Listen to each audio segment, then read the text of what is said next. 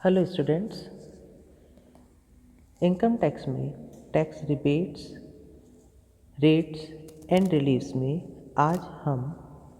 पढ़ने जा रहे हैं कुछ विशिष्ट प्रकार की आय पर आयकर अधिनियम के अंतर्गत किस तरह से कर की गणना की जाती है। इसी क्रम में सबसे पहले हम इक्विटी शेयर्स, समता अंशों के एवं समता उन्मुखी कोष की इकाइयों के अल्पकालीन पूंजी लाभों पर कर की गणना किस तरह से की जाती है, आयकर अधिनियम की धारा 111 ए के अंतर्गत उसे हम डिस्कस करेंगे। Computation of tax on short term capital gains of equity shares and units of equity oriented fund. देखो, यदि किसी करदाता की कुल आय में अल्पकालीन पूंजी लाभ की ऐसी आय भी शामिल है जो धारा 111 ए की निर्धारित शर्तों को पूरा करती है, तो अल्पकालीन पूंजी लाभ की ऐसी आय पर 15% की दर से कर लगाया जाता है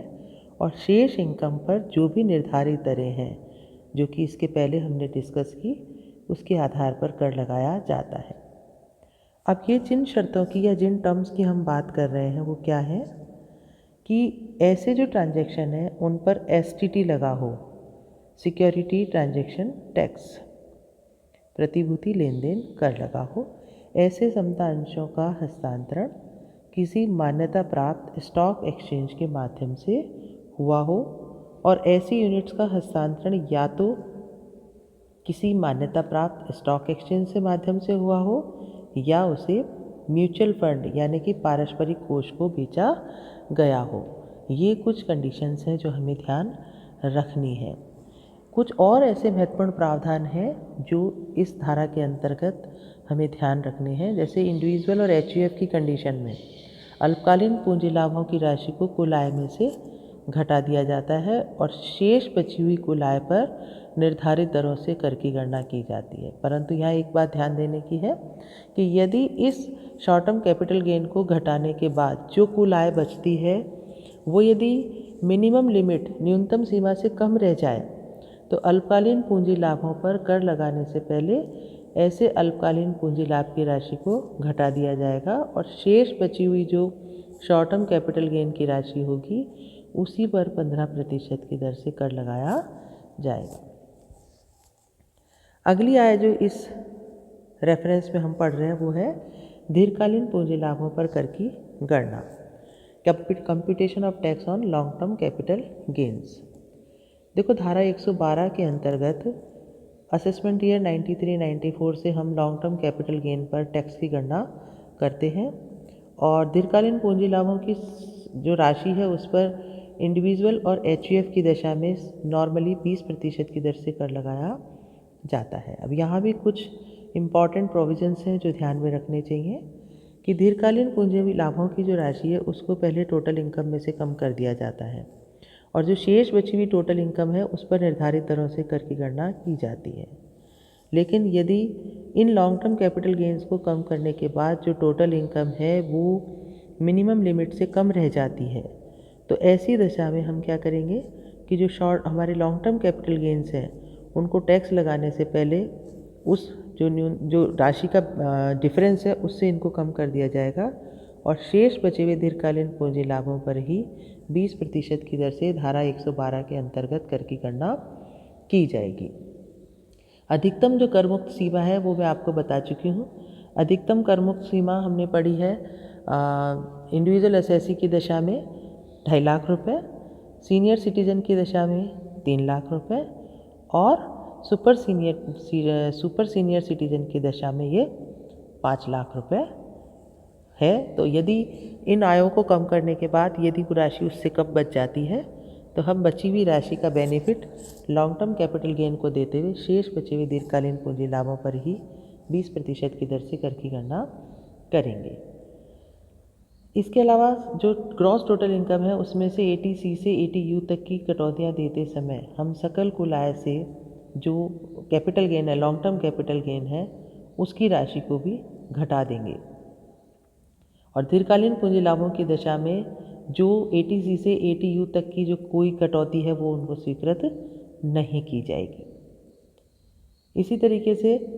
हम जो अगली आय डिस्कस करने जा रहे हैं वो है हमारी लॉटरी धारा 112A लागू होने पर दीर्घकालीन पूंजी लाभों पर कर की गणना। देखिए, असेसमेंट ईयर 2019-20 से आयकर अधिनियम की धारा 112A के अंतर्गत दीर्घकालीन पूंजी लाभों पर कर की गणना की जाती है और ऐसी स्थिति में 1,00,000 रुपये तक के capital gain, long term capital gain exempted है।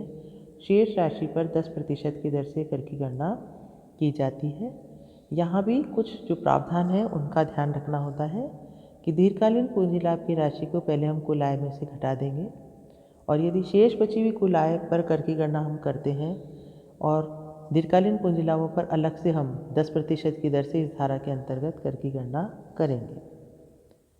लेकिन यदि घटी हुई कुल आय अधिकतम करमुक्त सीमा 2.5 लाख, 3 लाख या 5 लाख रुपए जो भी एसएससी की स्थिति उसके अकॉर्डिंग है और कम रह जाती है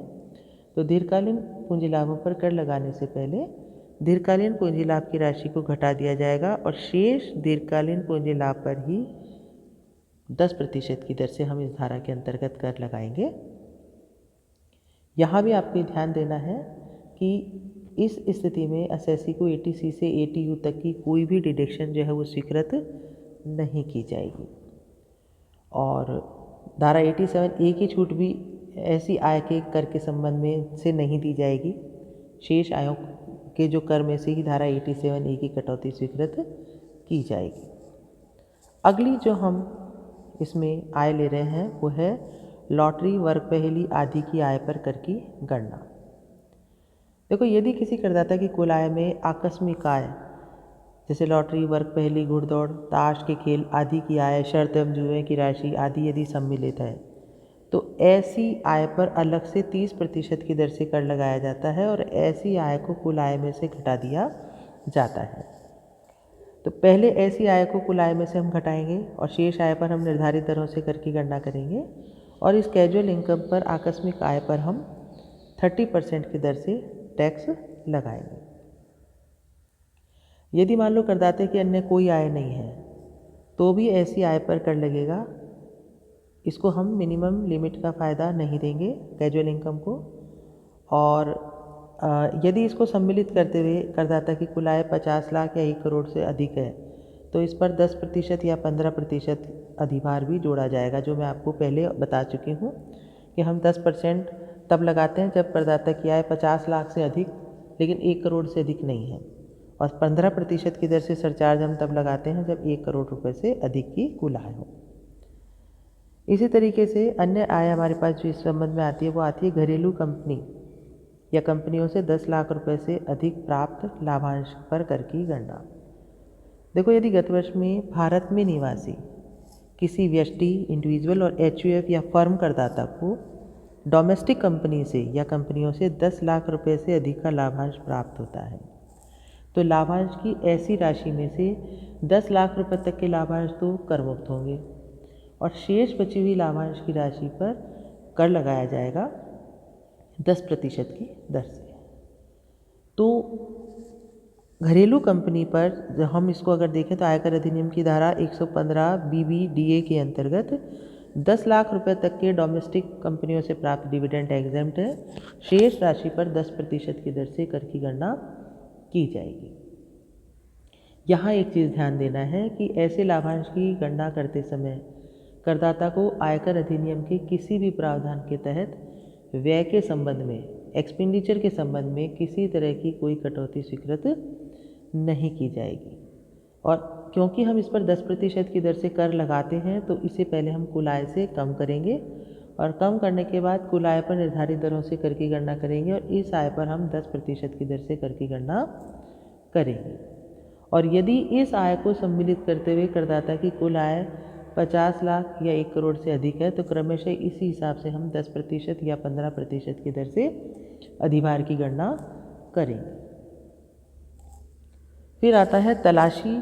की दशा में समूह निर्धारण के आधार पर कर की गणना। Computation of tax in search cases on the basis of block assessment.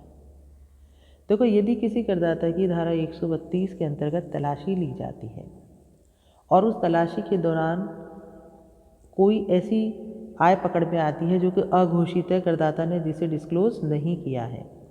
तो ऐसी आय पर ब्लॉक अवधि या इसको हम कहें समूह अवधि की संपूर्ण अघोषित आय पर 60% की दर से कर लगाया जाता है। और जिस गत वर्ष में अघोषित आय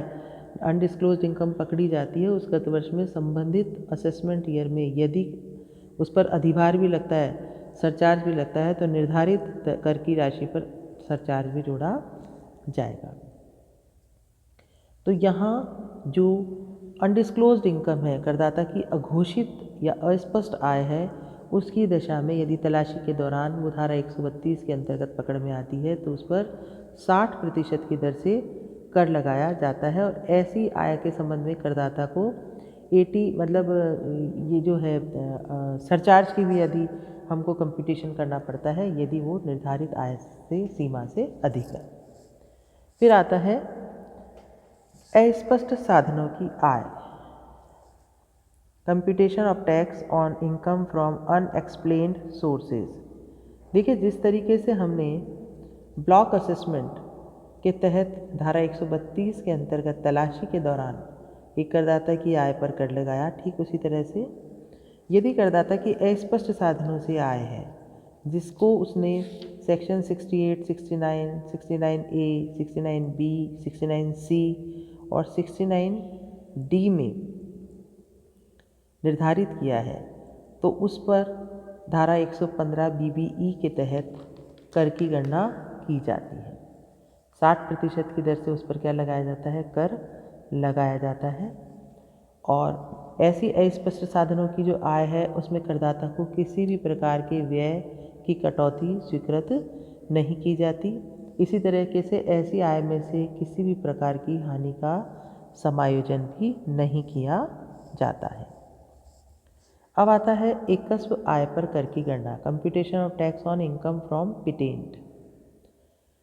देखो, यदि किसी पात्र करदाता की कुल आय में उसके द्वारा आविष्कार किया हुआ, विकसित किया हुआ या पंजीकृत किया हुआ एकस्व और उसके संबंध में उसे यदि कोई रॉयल्टी प्राप्त होती है तो ऐसी आय पर उसे एक विकल्प है कि वो 10% की दर से उस पर कर चुका सकता है। तो ऐसी आय को कुल आय में से घटाने के बाद शेष बची हुई आय पर कर की गणना निर्धारित दरों से की जाएगी। और इसमें पात्र करदाता जो है इस विकल्प के अंतर्गत धारा 139 की उपधारा 1 के अंतर्गत आय की रिटर्न भरते समय वो क्या कर सकता है, इस पर 10% की दर से कर का भुगतान कर सकता है। तो यहाँ हम ये देखते हैं कि जब एक करदाता को हम टैक्स रिबेट और रिलीफ की बात करते हैं तो कुछ आयकर अधिनियम के अंतर्गत ऐसी स्पेसिफिक आय हैं जिन पर अलग अलग दर से कर की गणना की जाती है। तो देखो, सबसे पहले विभिन्न शीर्षकों की कर देय आय को जोड़कर सकल कुल आय की गणना की जाती है। उसके बाद सकल कुल आय में से धारा 80C से लेकर 80U तक की कटौतियों को कम कर दिया जाता है। इन कटौतियों को घटाने के बाद जो आय बचती है उसे कुल आय कहते हैं और कुल आय पर कर की गणना की जाती है। इस कुल आय की गणना करते में से हम ये जो विशेष इनकम पढ़ रहे हैं सेक्शन 111A के अंतर्गत 112, 112A, 115BB, 115BBDA, 115BBE, ये जो अन्य आय हैं इनको हम अलग अलग दरों से यदि इन पर कर का ऑप्शन लेते हैं तो इसे कुल आय में से कम करके उस कुल आय पर बची हुई शेष कुल आय पर निर्धारित दरों से कर की गणना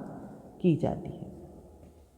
इसी तरीके से यदि किसी निवासी जो व्यष्टि करदाता है, रेजिडेंट इंडियन की असेसी जो है, उसकी कुल आय यदि 5 लाख रुपए से अधिक नहीं है